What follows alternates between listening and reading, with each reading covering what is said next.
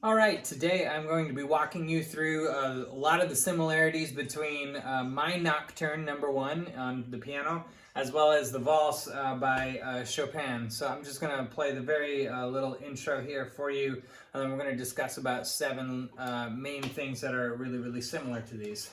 So again, if this video works best if you've seen the performance that I recently gave playing both of these pieces. But this is how both of these start out.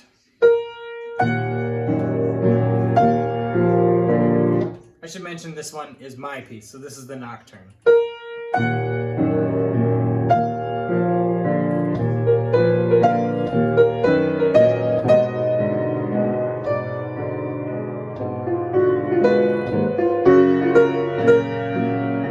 Etc. Okay? This is the Valse.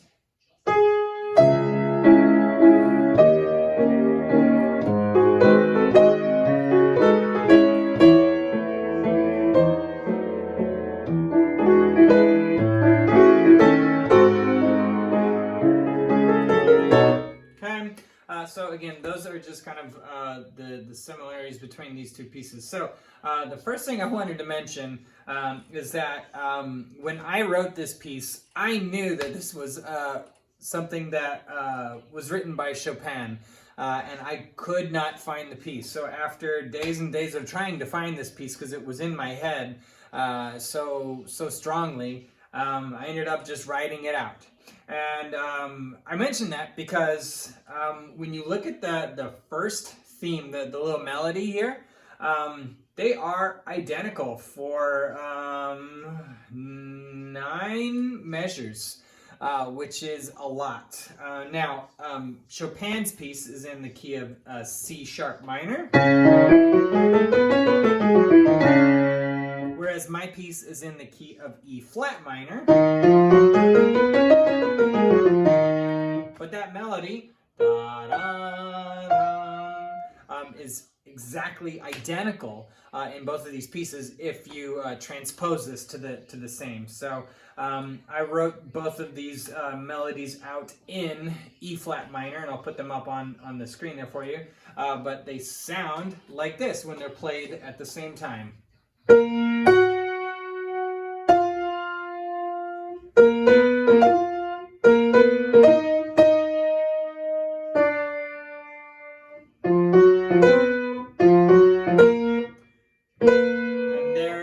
Actually, sorry, in measure 9 they do finally change.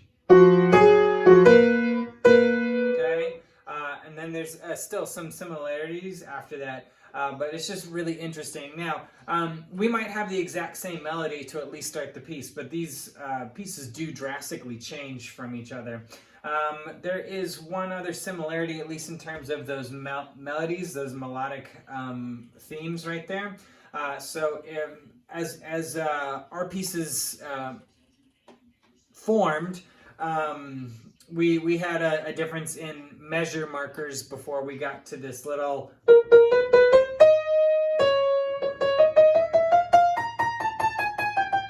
Okay, we both have something similar to that, but again, we both change a little bit. So if I moved my measures over by 1, we have this similar start. So we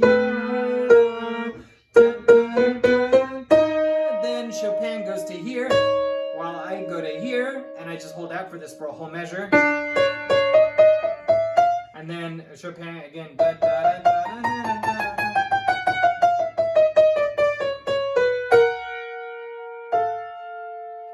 so that's Chopin's, and then mine after that.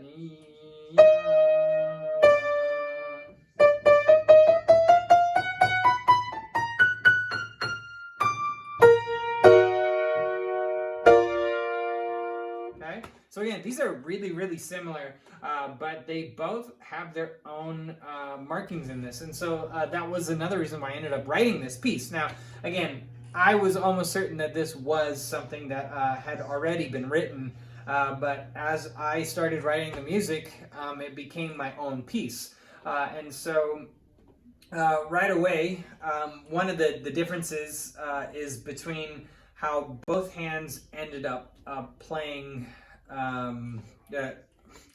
the accompaniment part to the melody, right? So Chopin does this, what we'd call a boom chick chick, because this is a waltz, right? And so this is a dance for him. This was how he envisioned this piece. So he wrote the accompaniment in terms of a waltz, so something more appropriate for that.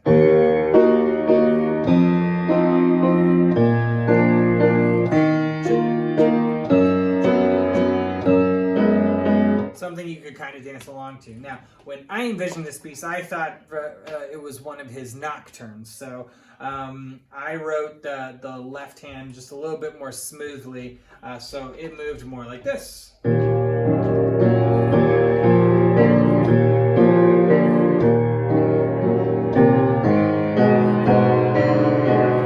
Etc. Right?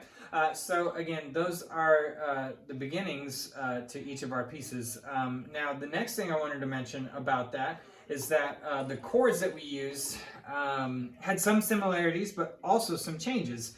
And this is a lot of times you might hear me say that, you know, I'm not a professional composer, and I'm basing myself off of how somebody else would have gone through.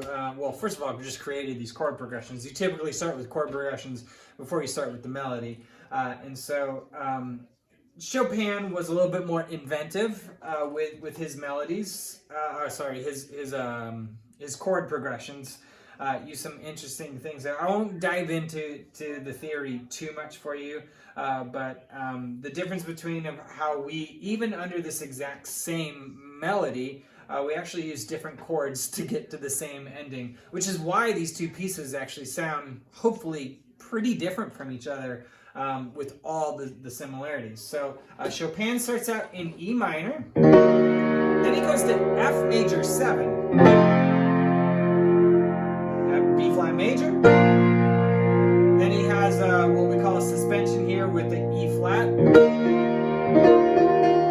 resolves to C flat major, A flat minor 7, G flat major, right? So that's the first half of that, and so I'll play that again for you. So E flat minor,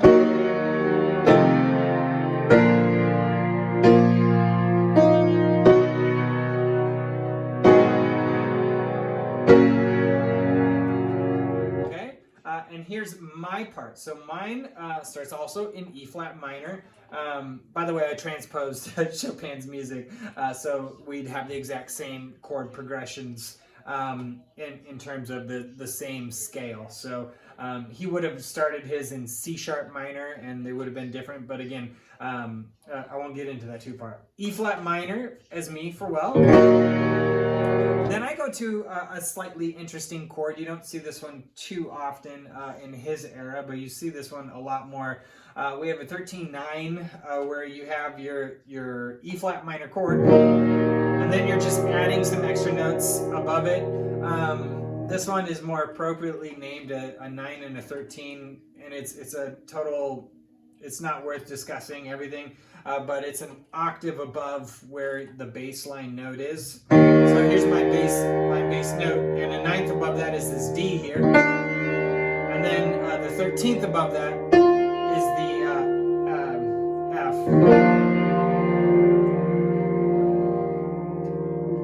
9/11. I apologize. I have the wrong number in there. 9/11. Right. So you hear that a little bit more, especially in like your soundtrack music. And I hold that chord for 2 measures actually, and then I come back to the E flat minor. Then I go to the A flat minor, which is almost the same chord as Chopin's, which is why it's in green. I don't have the 7 in there, right? Then I keep that A flat, but I go to a diminished A flat minor. I hold that for another measure, and then I finish on that G flat major, just like Chopin had. So again, here's mine.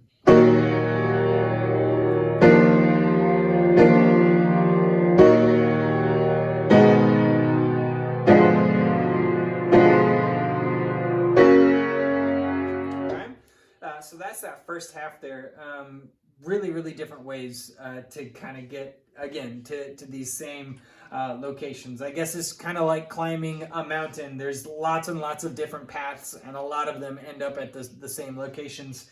But the ways that you get there bring about very, very different experiences along the trail. So you can see the rest of it. I won't discuss the rest of the chord progressions, but you can see them on the page there. How there's again, if they were the same, I put them in a different color outside of the blue. We both end on a B flat major chord as well. Chopin, of course, ends on a B flat 7. I just end on a B flat major. The difference between the 7 is that it really helps establish, brings you back, and it tonicizes, brings you home, and I don't think I did that. I wanted you to kind of feel like this can be the end, and it's really unsettling a little bit there. So that was, again, just another similarity between how our left hand got through what was underneath that exact same, basically identical melody. Now, this is where we both really, really break away from each other. So we both incorporate a secondary melody. And so in mine, I go...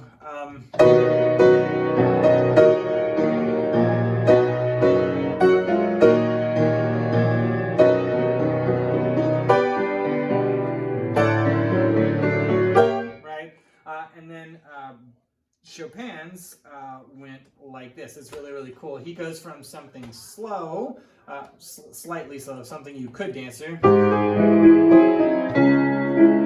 something really fast and just kind of virtuosic.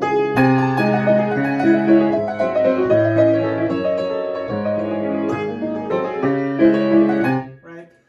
Personally, I kind of like what Chopin had done more than my own, which is totally fine. I like to be inspired by somebody else, but I just thought that was kind of a really cool difference between the two of us. I wasn't interested in really changing the speed of my piece there. Again, it was a nocturne, right? So I wanted to stay something that's more like night or I don't know if I describe it as softer, but not fast and really whatever. So after that, we both have a change of scene. Maybe you could describe it in terms of music, but he offers up a major section, a happy section. Chopin did this a lot in a lot of his writing, and I'm always inspired by doing something like that. Even when you're playing something really, really moody and unhappy, having a section in there that's really drastically different, just really, I think, shows some of our own humanity a little bit. So he goes here.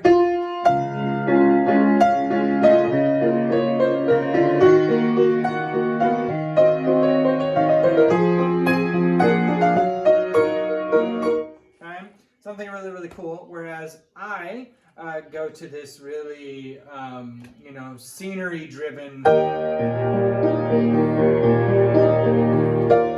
If it was a storm, the clouds have lifted. If you're on a walk, on a hike, you're seeing great views. The birds are chirping, etc.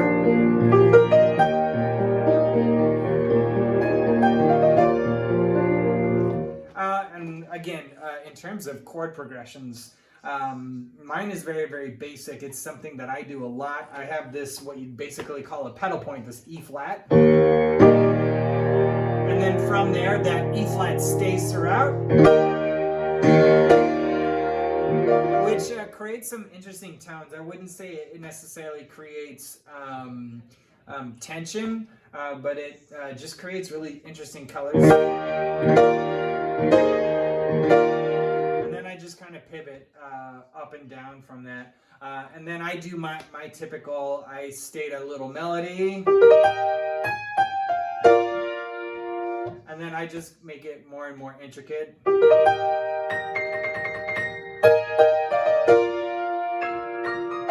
Right? I can't ever never seem to help myself from that. Both of us return back to one of our main ideas here.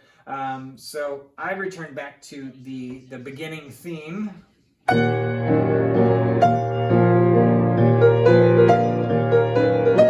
Right? Chopin, after he gets out of his little section here, he actually goes back to the really fun, fast things.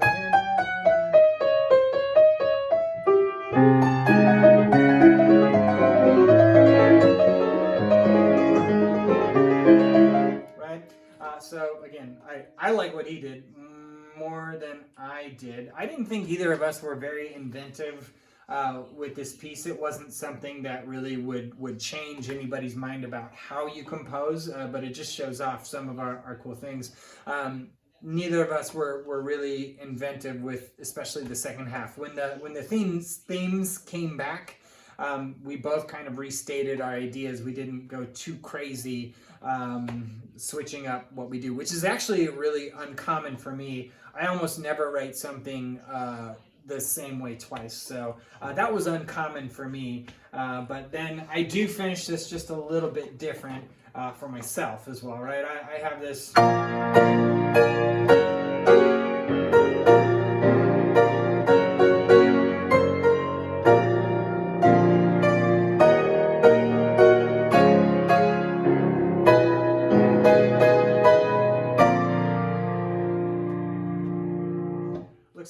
Looks like I forgot to put in the octavo, which would have put my hand up an extra octave, which would have given me a little bit more room to play those notes. But you can watch the video of the concerts there where I play it correctly. But anyways, that is my ending there. And then Chopin's ending actually just ends with that fast flourish and just a kind of a fun toss off to the end.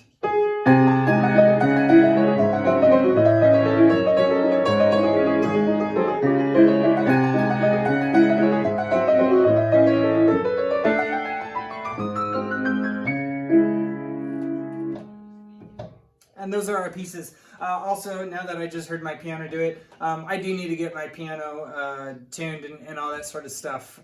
And my pedals or my keys are sticking just a little bit. So even in the performance, you'll hear me kind of mess with the pedals at the very end, because sometimes notes, it probably won't now.